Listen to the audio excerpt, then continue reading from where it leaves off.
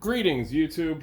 It has been a long time since my last video, but this is something that I thought was kind of worth showing off. This is my very highly customized Spirit Halloween Proton Pack. So for anybody who has watched my channel over the last few years, which by the way, thank you if you have, you may have seen my Novos Proton Pack, which I posted quite a while ago, and that was the kit that my buddy Halowax at Halowax's Basement Builds. He and I assembled that and did the finishing work on it. And since then, I've been sort of collecting a lot of Ghostbuster stuff on and off. Well, this is sort of my latest piece. Now, obviously, I have my own Proton Pack. So this pack was actually made for my girlfriend, who is a lot shorter than me. She's about 5'2".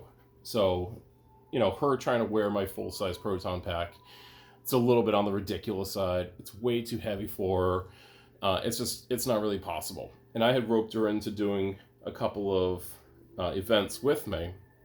And I thought, it'd be really cool if I could give her a Proton Pack for her to wear. So a few months back, I was able to track down one of the most recent, the 2021 Spirit Halloween Proton Packs, which had a few upgrades to it. It had some better straps to it. It had a better wand tube at the end. The old ones were like this opaque white. The newer ones had a clear tube at the end. And the coloration of the pack was a lot better. It was pretty black compared to sort of more of a charcoal that the older ones had been. So my plan was to keep it more or less as it was, figuring, she's not gonna care about the really esoteric details like I would of a Proton Pack. But there were a few things I definitely wanted to change. For starters, I wanted to have a more detailed ion arm. I wanted to have a crank knob on the crank generator. Just little stuff like that. So it started off as just getting some 3D printed parts. I got them off of Etsy, and I'm gonna end up posting links to the shops that I got everything from, because I was able to get some really good stuff. So it started off with those things. I got those 3D printed parts. I also got a new V-hook that included the gun track to mount below the Neutrona wand. I also got a new sticker set because the stickers that came on were just really bad. And it sprang from there, and it still kind of keeps going. But the big change, or the big shift, really came about when I was talking to her about the motherboard, and how in order to make any major changes, I would have to remove the quote-unquote motherboard that came on the Spirit Pack, which is really just like a flimsy sheet of cardboard that had been covered in really thin foam.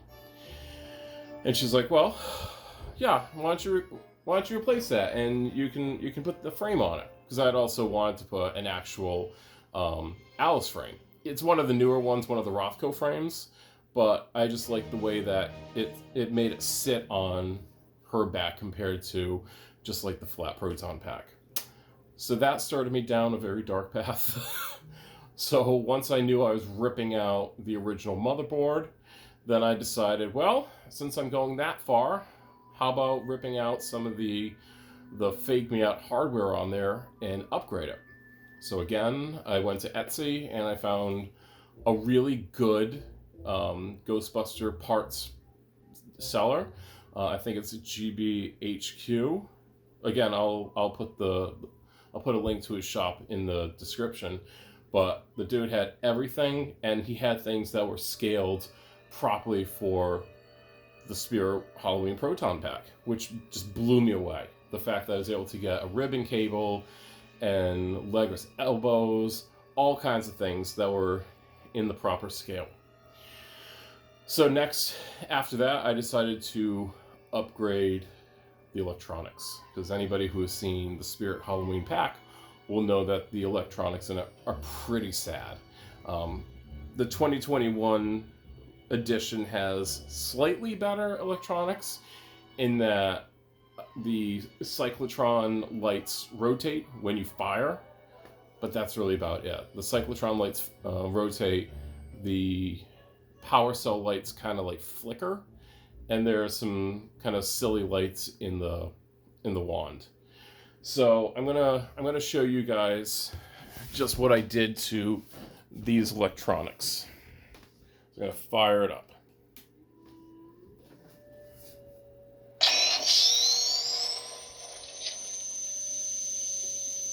And this was a kit by a maker by the name of Frankengeek Laboratories. And I gotta say, the kit was so easy to install. The one for the cyclotron and power cell, you literally just ripped out the original electronics and you dropped these in. And there's so little that you really had to do. I was super impressed. I am not electronically inclined. I know nothing about this stuff, but it was super easy. So I have it set to a movie mode. It comes with two different modes, movie mode and game mode. The major difference between the two is that in the movie mode, the cyclotron lights just sort of like flash around, whereas in the game mode, they actually kind of fade in and fade out, which I'm not a fan of. You know, I'm pretty old school. I like my Ghostbusters 1984. The movie mode also allows you to have on the constant hum, whereas the game mode allows you to vent the pack, but there's actually a little bit more to that, so we'll get there. So that was sort of like the first electronics upgrade that I made, and it has a lot of like sound effects built in. It also has music built in, which is very cool. It was a whole lot of fun. After kind of completing this, we went to a local convention, Fan Expo in Boston, and we were like walking through the hall there while we were playing the Ghostbusters theme song from the Proton pack. It was pretty surreal and kind of a lot of fun. So I'm glad that we got to do that. But lots of little things. So obviously I upgraded the lights. Other things I upgraded are the let's see, crank knob. Oh, below the crank knob, there's that tube that houses the split loom. I added like the ridge that's above that tube. It's one of those really tiny details, but if you're kind of comparing a pretty accurate Proton pack to the Spirit pack, you notice that's missing. I upgraded the booster tube, so that way it sits further above the pack. I also added a new booster frame that sits on top of the tube that just has more of the detail that should be in the ladder.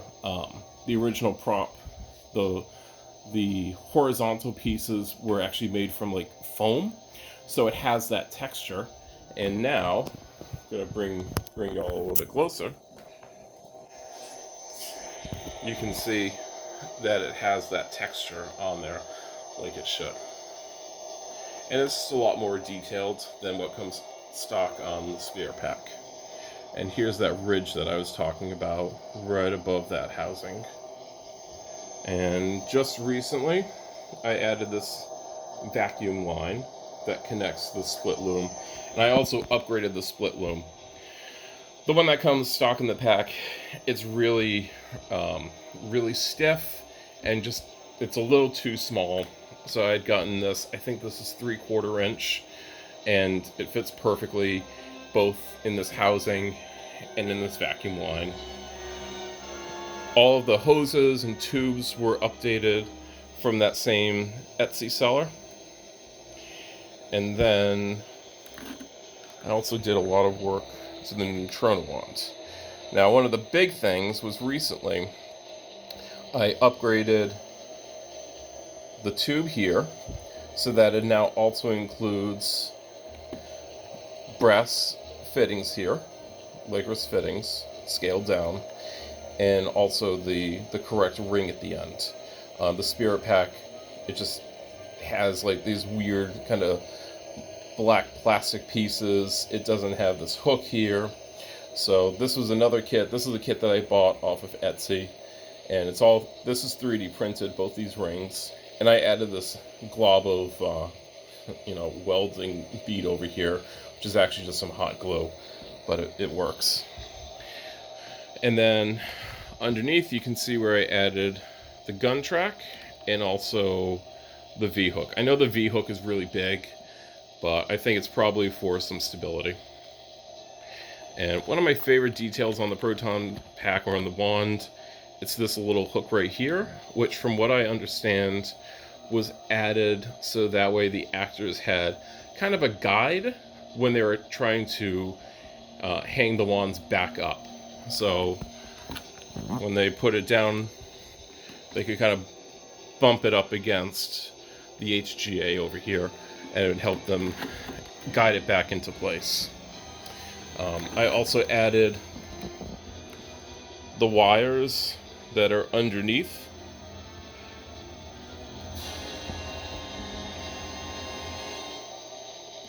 And then one of the more recent updates was I finally decided to bite the bullet on the light kit for the wand.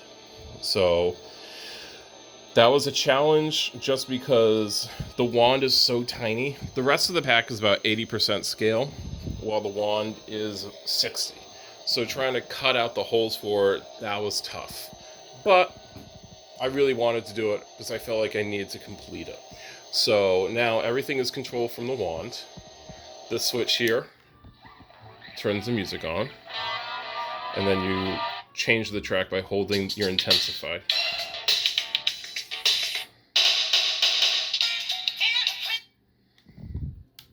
But the real fun starts when you flip your activate switch. And you can see that it has lots of lights added. The bar graph moves up and down. It doesn't have any other animation other than that up and down, but it works really well, so I don't mind. And then you can throw it.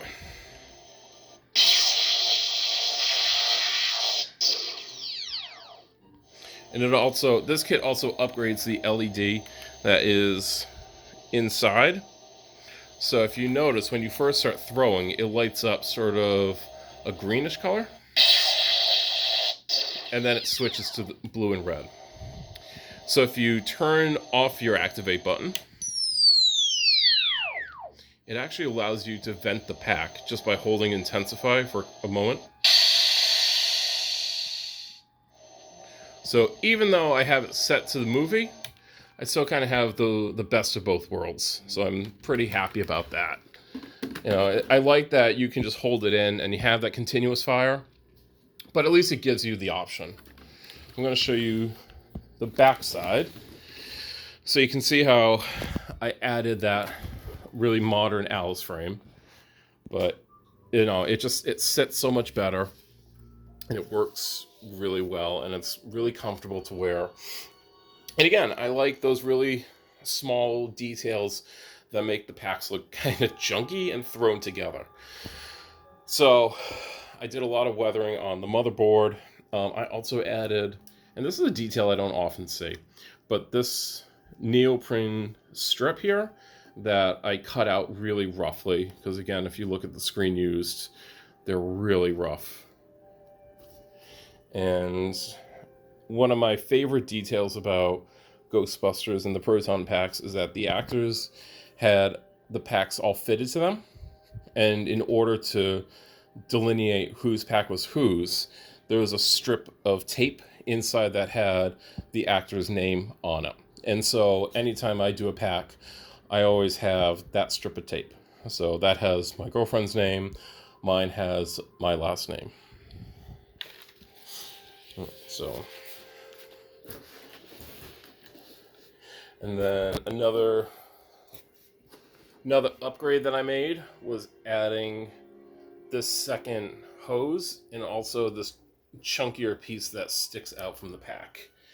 On the Spirit pack, there's only one tube, and it's just like connected to this weird sort of cylinder thing.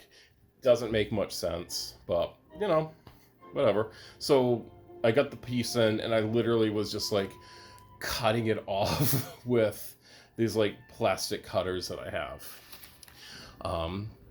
But to kind of swing back around to the motherboard, That is by Charles Worth Dynamics, who I feel like he's a really prominent maker for Ghostbusters stuff. He's been featured on Tested, and he does some really great stuff. And he made this motherboard, and it came with all the mounting hardware that you needed for the shell. Excuse me, for the Alice frame. So it's a really good investment for this piece, and it was super easy. The hardest part was just literally having to drill the hole through the frame over there, but that was it. Otherwise, it mounted in there really easily, and it works super well, and it just sits on my girlfriend's back exactly as a Proton pack should. So yeah, so as you can see though, I added a lot of like little details to make it look more like a screen use pack. I have zip ties aplenty. I feel like zip ties are like the love language of Ghostbusters. I added a bunch of these Allen wrench screws here. I added them down here. I also have them on the underside of the cyclotron. Even though nobody's going to see them, it's the type of thing I will know that they're there. So that makes me feel better having that. Another detail that I like having, this weld over here. So it seems like most, if not all, the Proton packs had this arm that connected the booster tube to the ion arm. And it must have just been there like for stability, but I always add this piece here. This is modeled more after the Venkman one, which was a lot bigger. It was a larger bracket, whereas I have mine modeled more on Egon's, who had a very narrow bracket, but both are welded in more or less that same place. And you can see here is the extended ion arm. So it was printed in like a silver material, which looked pretty good.